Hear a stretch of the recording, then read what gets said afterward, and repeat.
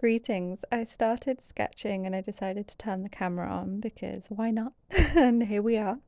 If I. That's a great start to a video, isn't it? I can't even speak. If you would like to join me sketching today, then grab whatever you like to sketch with and join along with me for a little moment in time. But otherwise, continue on with whatever you are doing.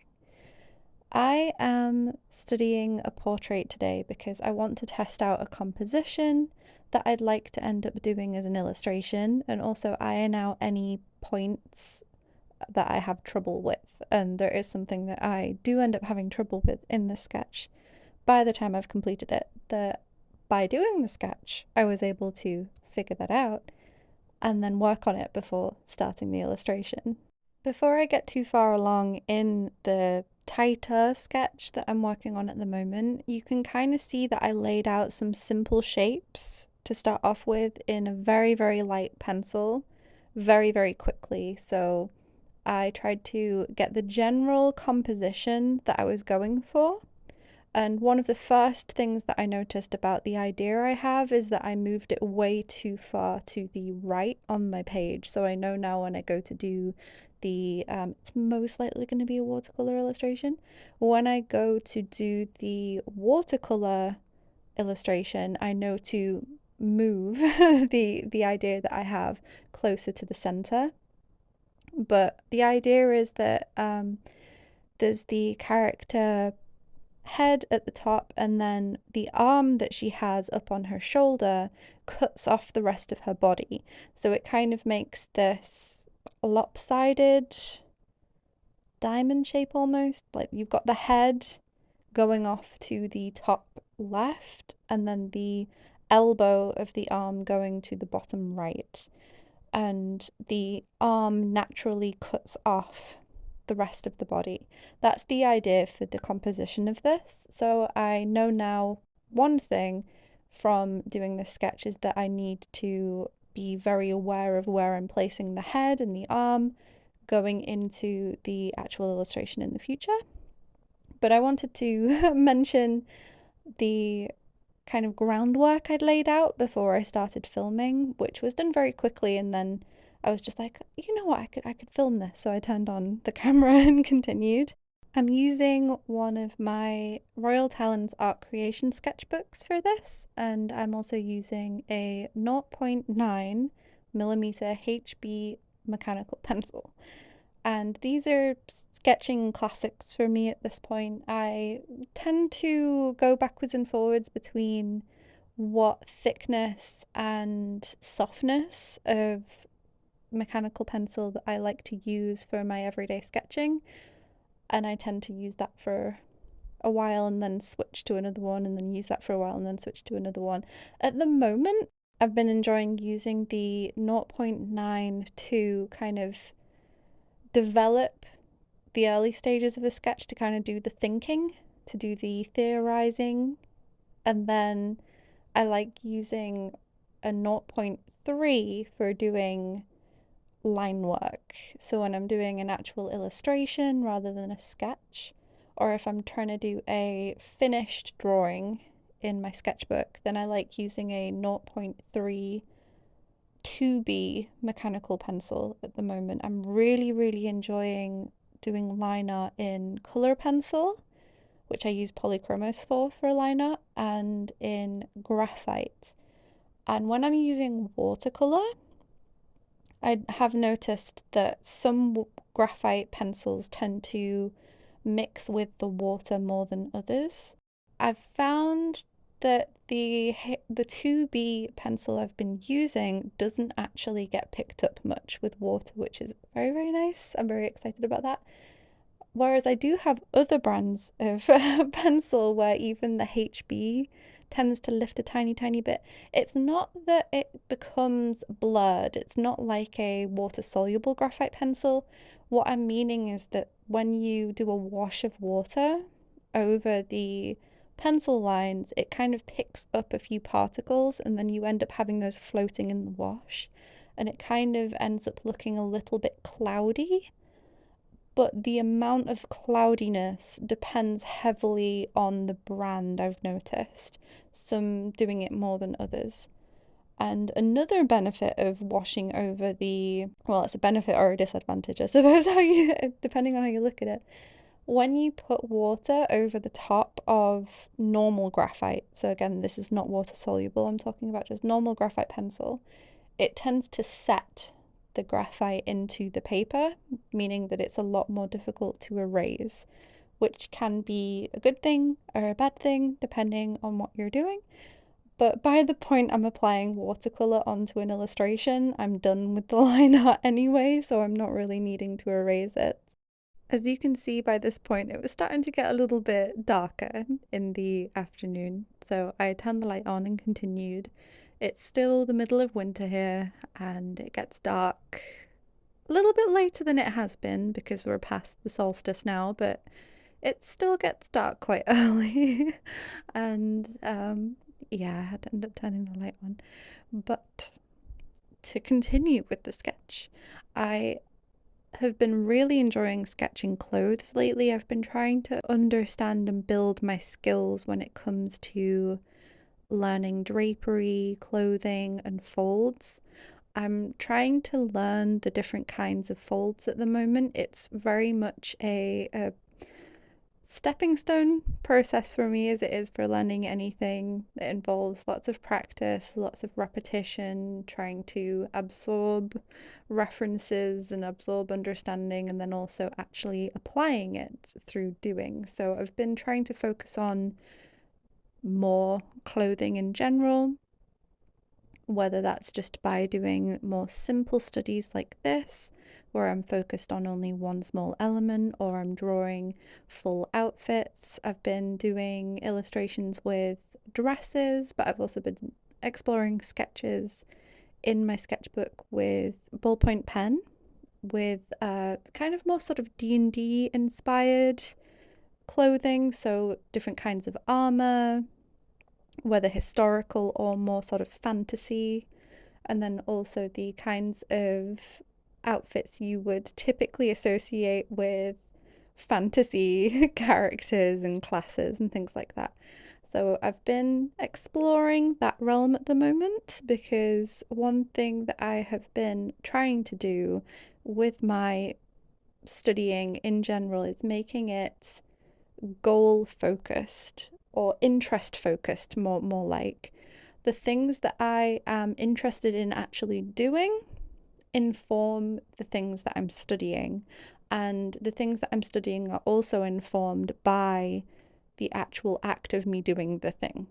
So for example, I wanted to do this illustration, so I sat down and did a sketch to plan it out first. That was how I learned the things that I need to improve. I go off and study those things and improve at them, and then I do the actual illustration. And then at the end of that illustration, I can then look and see the things that I want to improve upon next, or the things that I struggled with, or the things that I really loved even, and then start to explore those things that I loved even more and develop my process or my style or the medium combinations I like, whatever it might be.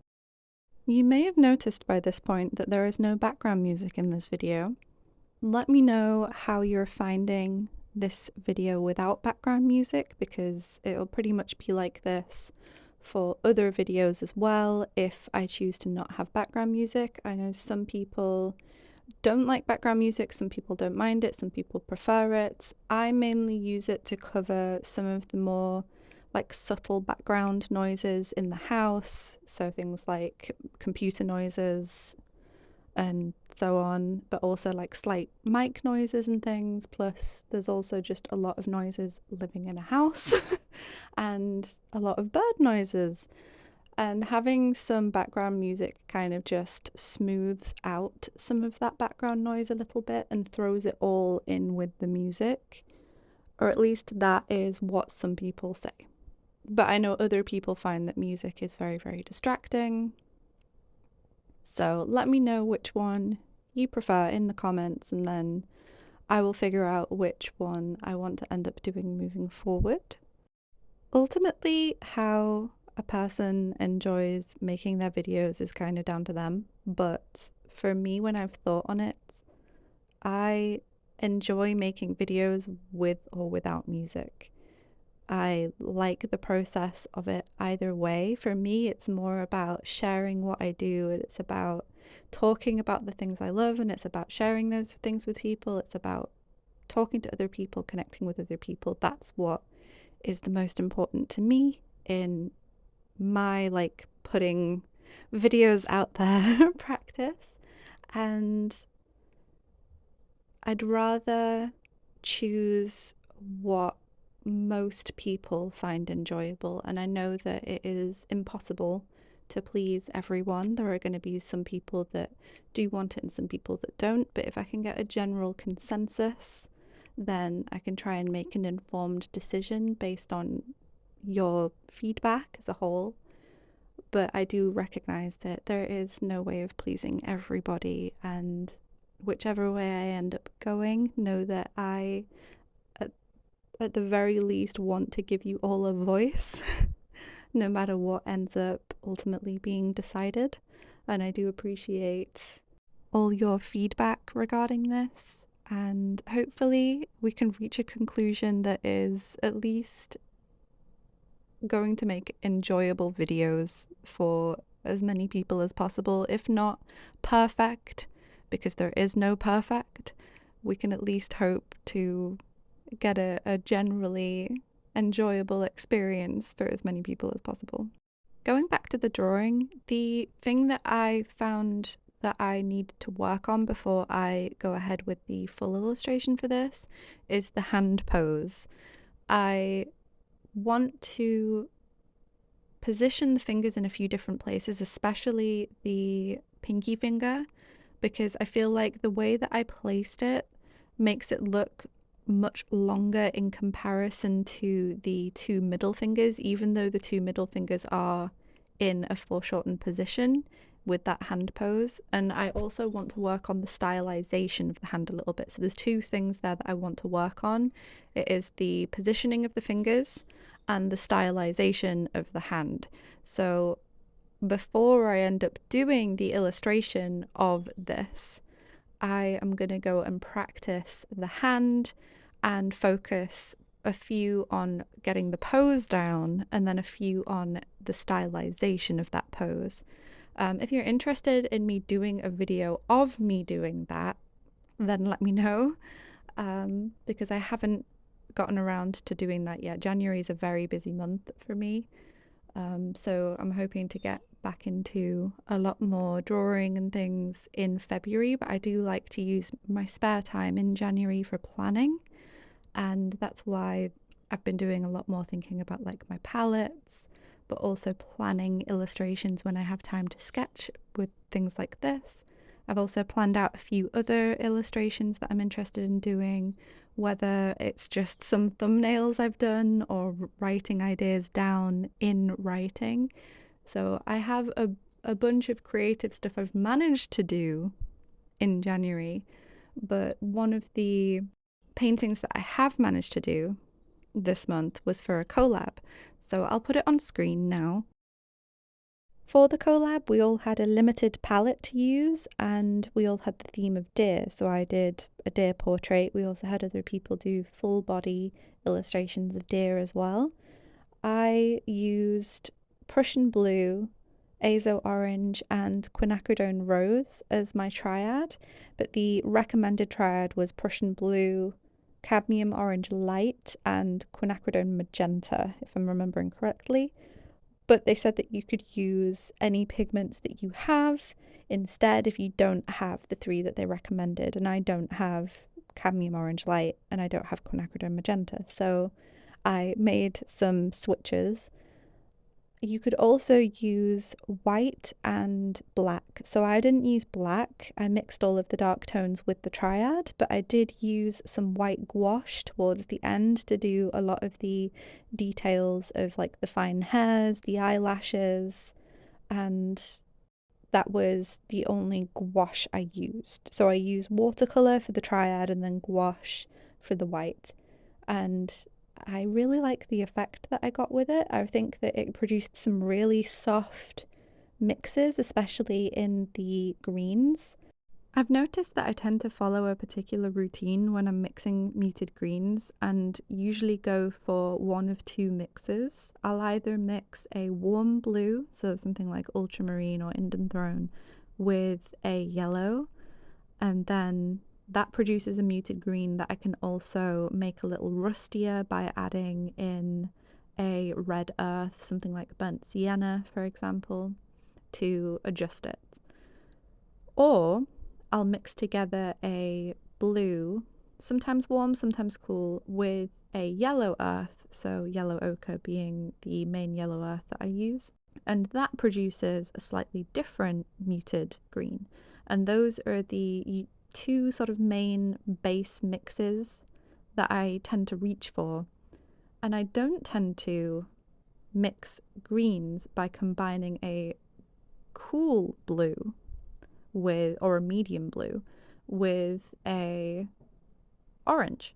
So this was a very different mixing experience for me using Prussian blue, which if you look at the pigment chart on the website Handprint, they arranged all of the major pigments onto a color wheel, and you can see all of the pigments in relation with one another that way. So you can see whether a blue leans more towards violet or more towards green, or if it's kind of neutral and in the center. And Prussian blue on that color wheel does lean slightly towards the greens, not as far as the phthalo blue green shade, but it is slightly cooler than being neutral.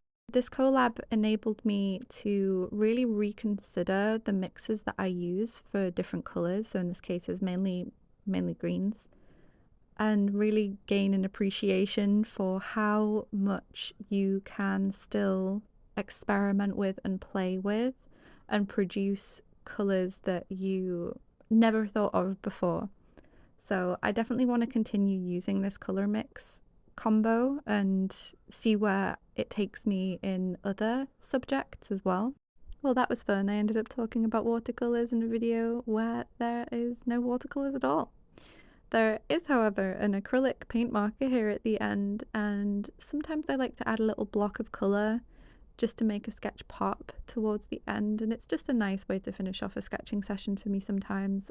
When I want to relax as well, sometimes I'll just go back through my sketchbook and add these little blocks of colour behind sketches I've already done. And with that, the sketching session is done. Thank you so much for watching. Let me know what you think about the lack of music in the comments, and happy drawing. Bye!